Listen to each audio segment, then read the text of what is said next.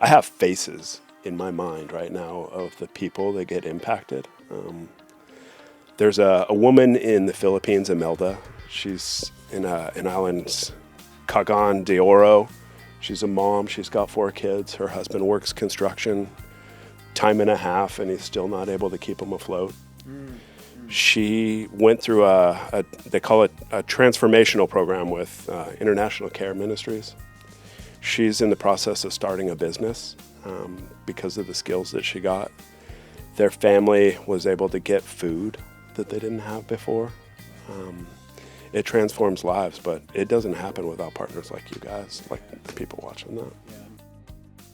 All right, everyone. Welcome to a very special episode of the Menlo Missions Podcast. My name is Matt. I'm pastor of spiritual formation, and I'm here with my friends from Rise Against Hunger. First up, we have Jeremy. And we also have Raymond. And today they are my guests on the show. We're going to talk about our upcoming Rise Against Hunger event, which is on January 31st, a Saturday.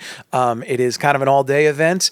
But before we get there, before you hear more about the event, I wanted to hear from you guys about Rise Against Hunger. First up, tell us about Rise Against Hunger as an organization, and really, what is the impact that you're most proud of? Jeremy, we'll start with you.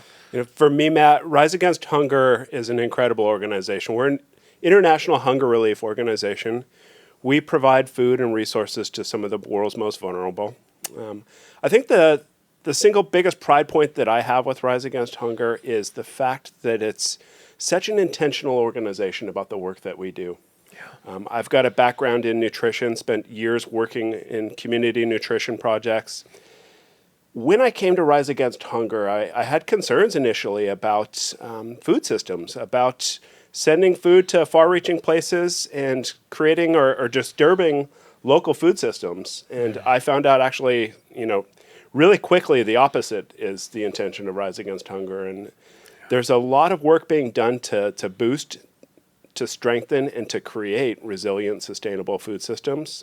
So the intentionality behind the work that we do, I think, is my biggest pride point. That's so interesting, too, because I hadn't even considered that help might be unhelpful. To say like, hey, we're going to assemble food kits, but like, what is the impact of that once it gets on the ground somewhere else? Is it messing up sustainability or resiliency? And it's great to know that it's not, that you all are actually bolstering the efforts with that are happening on the ground and locally. And I just never would have thought that way. I think that's I think with calling and purpose to what we do, we bring the gifts and talents and even some of the critical thinking that we have into the realms that we inhabit and the roles that we inhabit. And it sounds like some of your background immediately triggered that for you too, which is interesting. Yeah.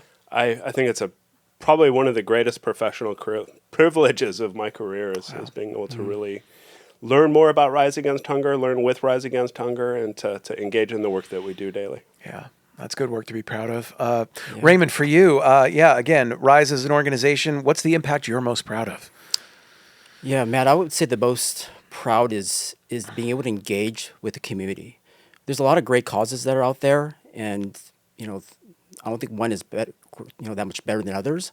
But I think the fact that we engage with the community, that we can actually have these events like the one we're doing with Menlo, and we literally across 18 programs across the country, we may have an event going on every single day. And with that being said, to be able to engage with the community, whether it be corporations, schools, civic organizations, churches, that we can actually work with you folks and work alongside you folks and provide these meal kits are going to go into the most vulnerable communities globally to be able to impact lives, to provide meals, education for children who may not ever have an opportunity for that. That's what we get a chance to engage with. Again, people can write checks, and we'll take checks by all means.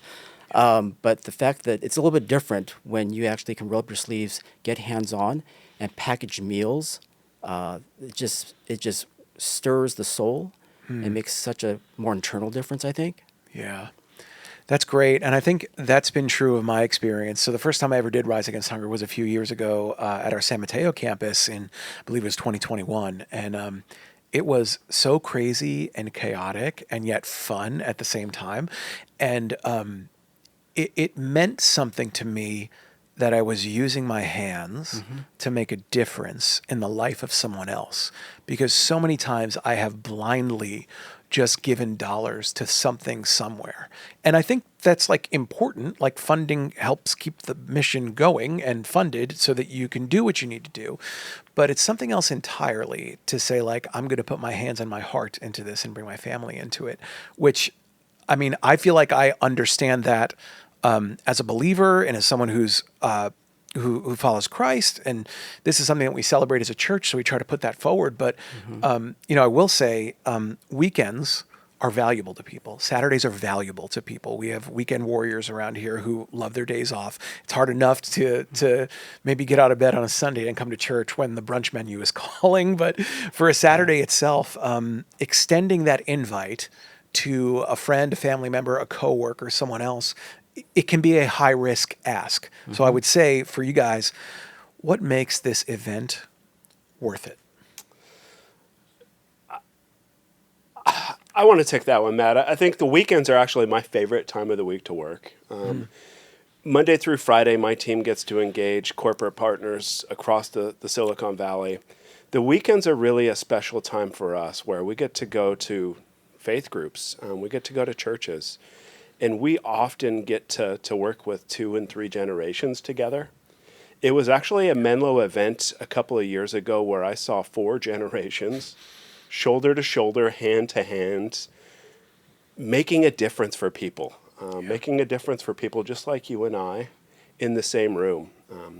When you walk into a Rise Against Hunger event, and especially at the scale that you're bringing people together, you can't help but to feel and to absorb a lot of the spirit, a lot of the energy in the room.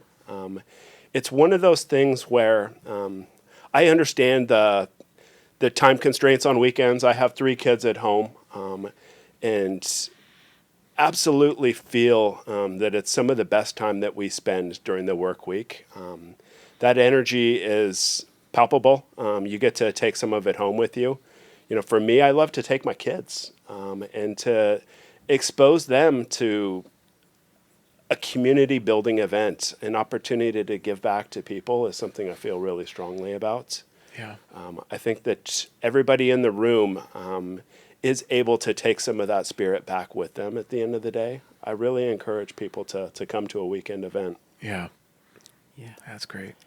I mean, I'd love to echo what Jeremy had shared, but I would say that, you mentioned about an at-risk ask, and I totally get what you're saying.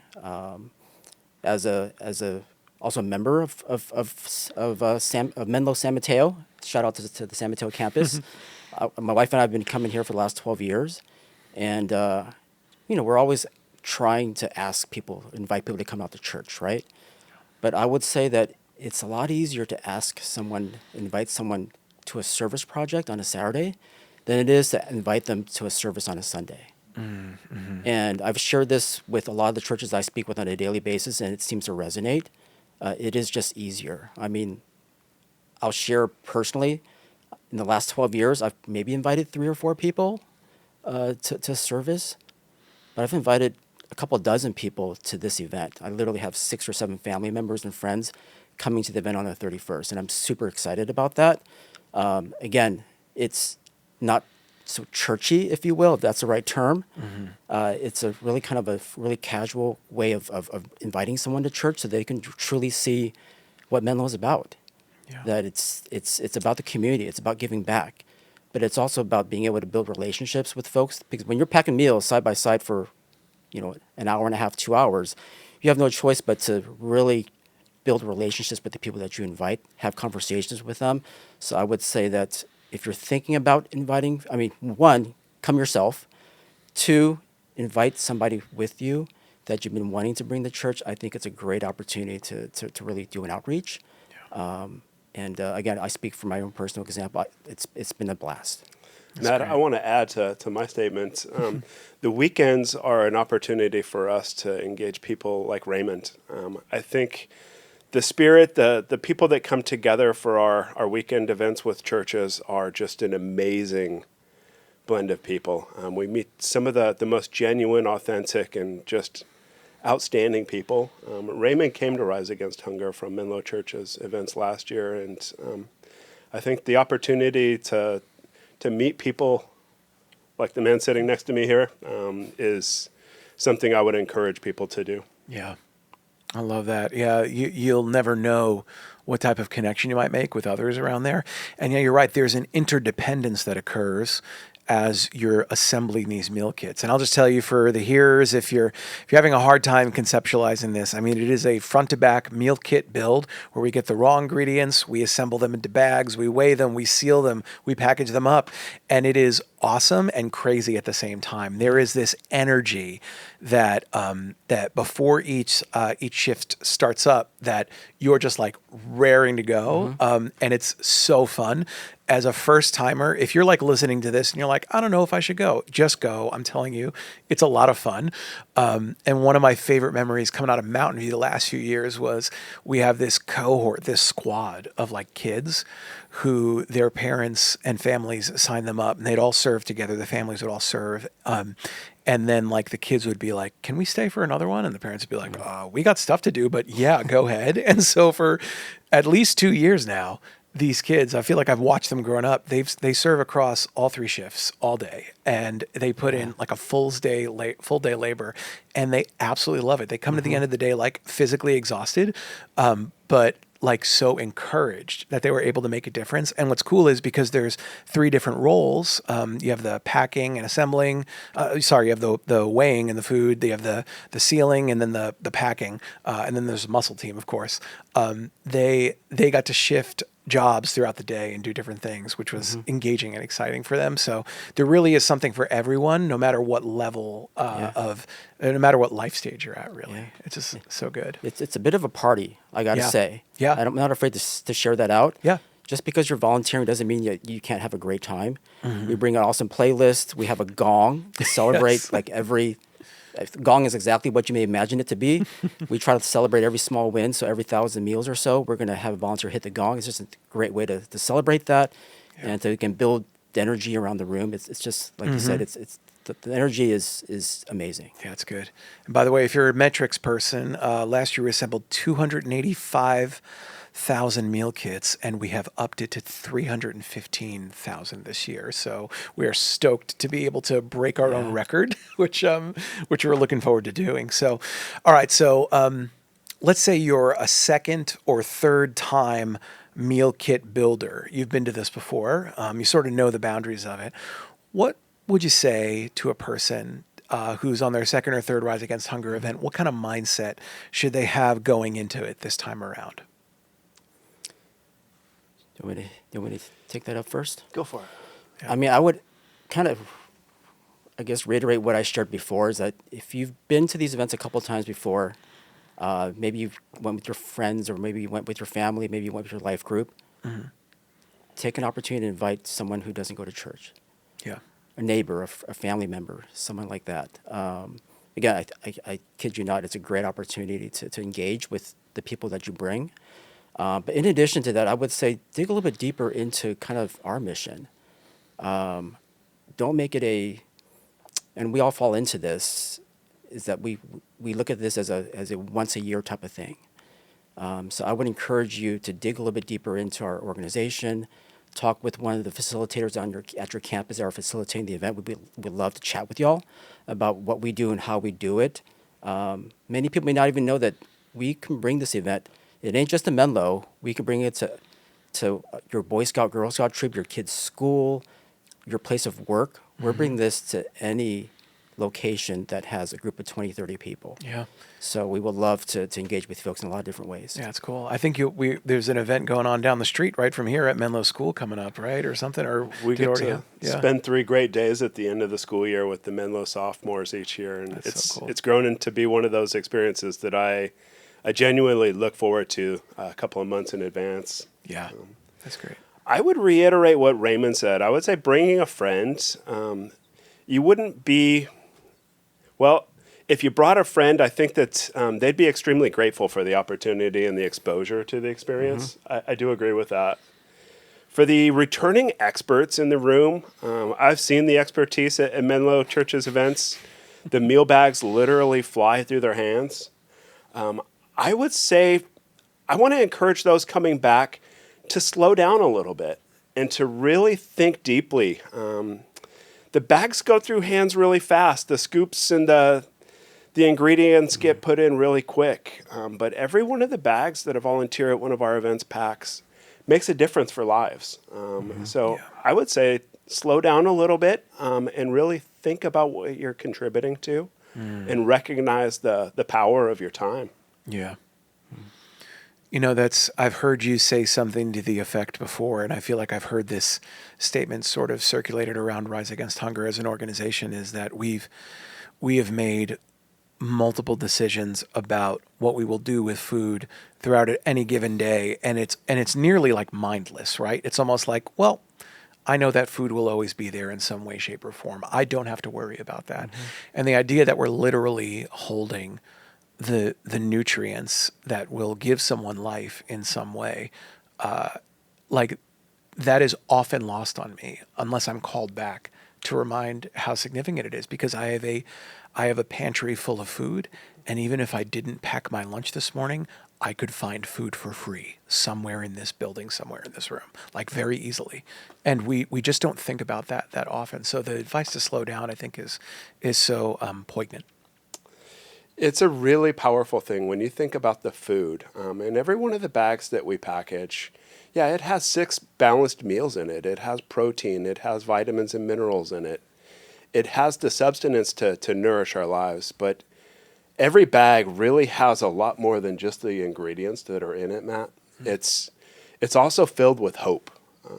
The hands that are scooping the food into the bags, they're also filling those bags with hope. When a parent gets to send their children to school, when they get to participate in a project where it might transform their life, they might learn about skills that can help them to develop a job, to develop economic market access, leadership skills to help build their communities, access to vital programs and services.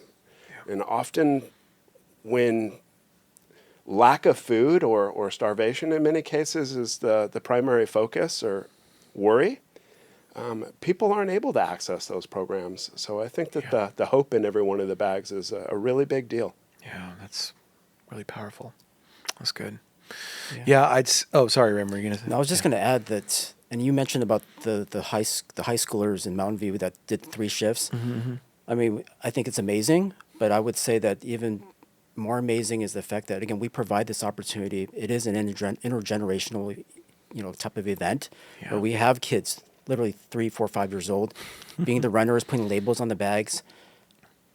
They all look at it as fun work. Yeah. Maybe just play. But we know that God can utilize that in a very special way to form their spiritual life, right? Yeah. That they're going to learn from these experiences of what it means to give back, to serve. Yes. I mean, I had a conversation with somebody in one of the clients that I spoke with that brought Rise Against Hunger to basically it's one of the largest companies in the world. I won't mention the name, but one of the largest in the world. And I asked her, where did you first hear about Rise Against Hunger? And she said, well, I went to some of the events when my dad invited me. Her dad works for United Airlines, which has been one of our long-standing partners for the last 10, 12, 13, I don't know how many years. It's been a while. But she went to those events when she was in middle school.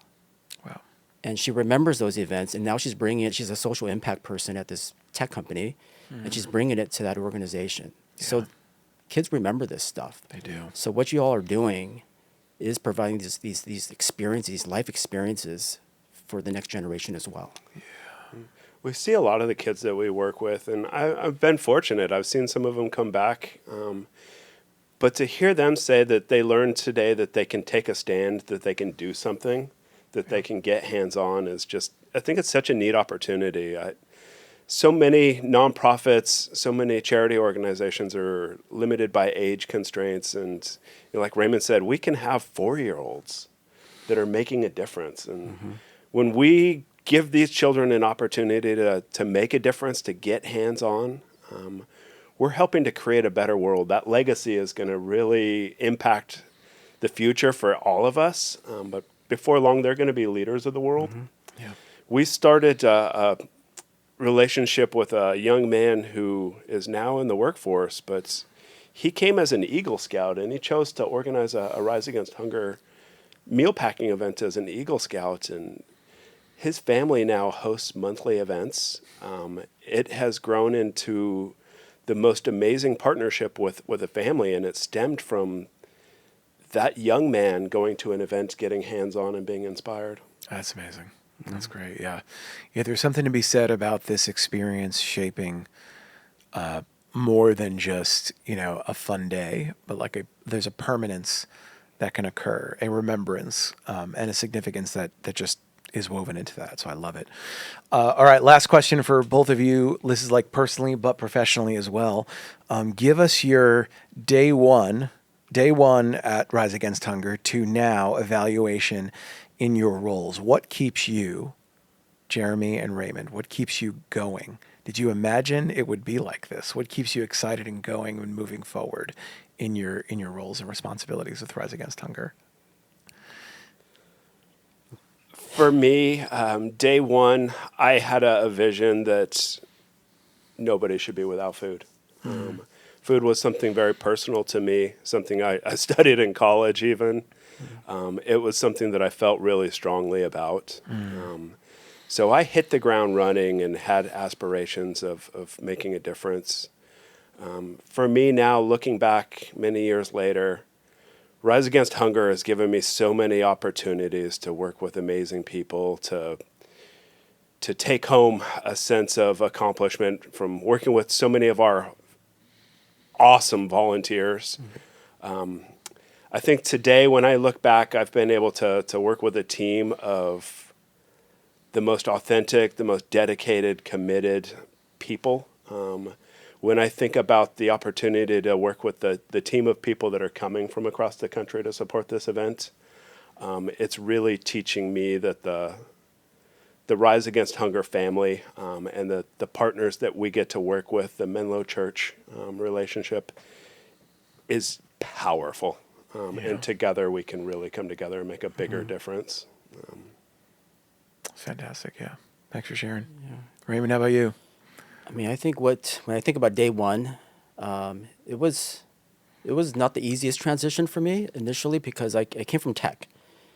And as Jeremy mentioned, I actually came about coming on board with Rise Against Hunger through a volunteer event. I was actually part of of a layoff, which happens a lot in tech these days. And I was literally trying to contemplate, where does God want me to go next in my career? And I was literally packing meals at that time. And I just look around and I just see so much joy. Like you mentioned, the energy in the room. And I was like, I've never seen so much positive energy in a room ever and giving back. So I was like, let's explore what's out there. So one thing led to another. I've been doing business development in tech, and they happen to have a business development type role. So that's kind of what led to where I'm at right now. And I would say what keeps me going is, again, I speak with folks who are interested in bringing Rise to their organization. And I think being able to connect organizations and their people to opportunities to give back, whether it be a church, whether it be a high school, or whatever it may be, brings me joy. There's so much, we all know that there's so much negativity in the world these days. And to be able to, again, chat, converse, connect with folks who want to do good, with opportunities where they can actually make a huge impact, it just brings me joy. So I think that's what kind of keeps me going. At Menlo, we could sort of say internally, the term discipleship, maybe you've heard, following Jesus. We just refer to that as formation. Like those terms could be used interchangeably, but it's because we are all being formed in some way, shape, or form by different external and internal forces that are working within us. But how are we constantly and consistently calling ourselves as believers to find and follow Jesus in that? And I think for me, like, I'm reminded of a quote that says, "Your calling, I'm going to butcher the quote, it's a paraphrase of it. Your calling is where your deep gladness and the world's deep hunger meet. I believe it's Buechner, but don't quote me on that. But I love, like, both embedded in what you shared was something inherently true about who you are, your wirings and your experiences that have contributed to you coming to this point to be able to share with so many others. And I think for, like, as a pastor, one of the things that I've always, like, celebrated and also been challenged by is a lot of what I do is actually seeing the gifts and abilities of others and calling those things forth in a formational way to bring people into the process. So for me, I get to be a part of Rise Against Hunger, and it's an honor to do it. But like one of the greatest things is to be able to stand there, sort of like a shepherd who is like seeing the flock and everybody like finding their place and purpose within that. Like I just love seeing that and love seeing the heart and the growth and the expression of servant leadership embedded in that. So it's a really encouraging and affirming day for me. And it's an honor to be able to talk with you both to hear about what you do. So I'll just say, if you're listening, if you're on the fence, if you are not sure, sign up, bring a friend. It is a fun day. And all of the details are available on our website, but we truthfully, legitimately cannot do it without you. 315,000, I think, is an ambitious build for meal kits. At Mountain View last year, I believe we assembled 88 and or 90, I think it was maybe 90,000 at the campus, and we crossed the finish line like crawling across that day, but it was so satisfying and so fun. So yeah, we're looking forward to it. Matt, the addition of the 30,000 meals this year to last year's goal is something that we're really excited about. Yeah. The impact. My team's going to arrive at the 4 sites that morning with 9 trucks filled with raw ingredients, the equipment and materials to create the bags. But by the end of the day, next Saturday, those trucks are going to be filled. They're going to go back to our warehouse. They're going to have enough food to enable 1,465 kids to get hot lunches for a full school year. That's crazy. 315,000 meals in one day. I would say everybody should join us. Come get a gong ring in. It's a chance to have your mind, body, and soul all function together to do something for others, people that we can't see but that desperately need the support and assistance. What you guys are making possible means the world to us. Yeah. Well, thanks for letting us be a part of it. It's our honor. So, all right, everyone. Thank you so much for listening. We look forward to seeing you at the Rise Against Hunger event on Saturday, January 31st. Peace. Go Menlo.